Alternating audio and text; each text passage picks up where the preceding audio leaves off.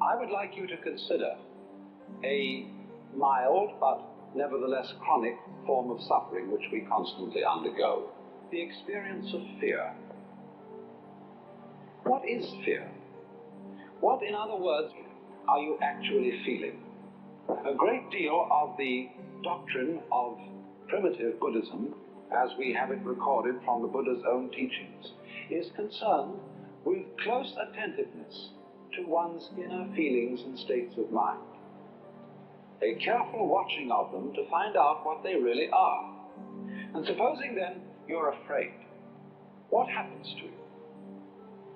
Many people, when asked this question, seem strangely unaware. Their thoughts are concentrated on the particular imagination of the feared event happening. In other words, a person is afraid of having a certain sickness, disease, and he keeps thinking of what it might be like to have that disease. But supposing we switch our attention from that and concentrate for a moment on what it simply feels like to be afraid, we find, don't we, that we get a kind of creepy feeling up the spine. We get a sort of sinking or hollow feeling in the pit of the stomach, and a clammy sensation in the palms of our hands. Now, as a matter of fact, that's not really very painful, is it? That's all that's the matter with you, and that's the worst that life can do to you at that moment. Furthermore, notice something else, that when you have what you call fear, you have also precisely the same sensations that you have in a totally opposite situation, when you have what we call shudders or thrills of delight. They are the same shudders, the same trembles, sometimes even the same creepy feeling up the spine, the same sinking feeling in the pit of the stomach, that a very profound positive emotional experience can excite. So that we find that our feelings depend for their valuation as to whether they be positive or negative, very much as to the context in which they occur. For example, say a father is playing with his boy, and he gives him a slap on the behind. The boy looks around, and if he sees an angry expression on his father's face, he feels hurt. It was painful. But if he sees his father is laughing at him and was just teasing him, it doesn't hurt him at all. And so it is with all our sensations. The way they impress us positively or negatively, as good or bad, depends to a very large extent on the context in which they are set. Take, for example, in a poem like this by the humorous poet Thomas Hood. The poem says, "They went and told the sexton, and the sexton told the bell." Now, it's the same sound told in either case, but its meaning is completely different because of the context in which it occurs. If the second line had said, "and the sexton told the minister," then it would have had the same meaning in both lines. And just as words change their meaning in accordance with their context, so the meaning of what we experience alters contextually.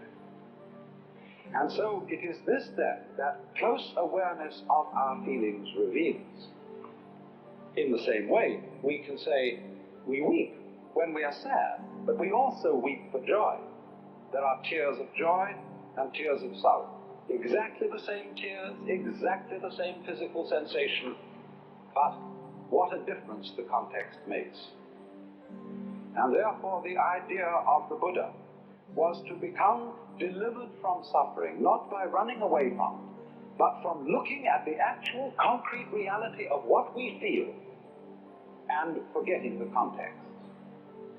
There is a poem, again from the tradition of Chinese Zen, which says, "Under the sword lifted high, there is hell making you tremble.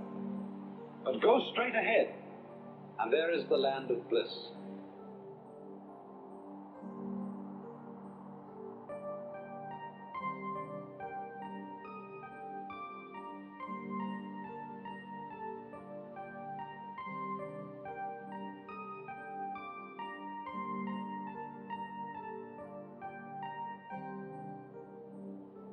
fear is born out of the situation we find ourselves when we separate ourselves from the rest of life around us. In that fear, see, we created God, we created even the whole legal structure, so many things. You know, the whole thing came out of that. So if you don't have a problem, you don't feel that you are living. Yeah. You have to have a problem. And your attempt to solve the problem makes you feel that you are living. The fear is all that is there. You do not want the fear to come here. The fear is not something abstract. The fear is something living there. You don't want to look at that fear. You have no way of looking at that. The only way you can deal with the fear is how to be free from fear.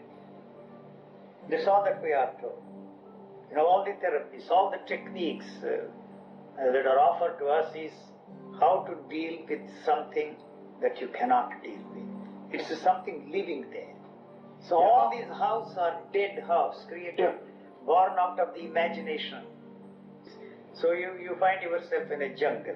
The cobras are the most beautiful creatures. If you are not frightened that the cobra will kill you, you see, you will be surprised that they will take a walk with you, or even the wild animals there.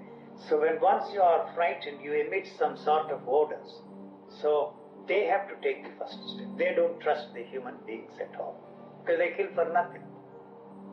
They kill only one person who is threatening to kill, but we kill all the hundreds and thousands of cobras, and that creates a problem in the fields, because the field mice have a field day there, and they destroy our crops, and we have a problem. And so every species has a definite place in the scheme of things. It is our fear that it will destroy your child. You will be surprised that, you see, the cobras never bite a child, because they know that the child is harmless. But if they look at us, they know that we are not harmless. We are going to kill not one cobra, but hundreds of cobras. In nature, you see, they fight to the last. And that is the end, or if they find that they cannot fight, then they run away. So we are not like that. We create all the imaginable situations and try to destroy everything in nature. There is a tremendous balance in nature. Our idea of harmony is born out of our very crude thinking. That's the neurotic state that is created by culture.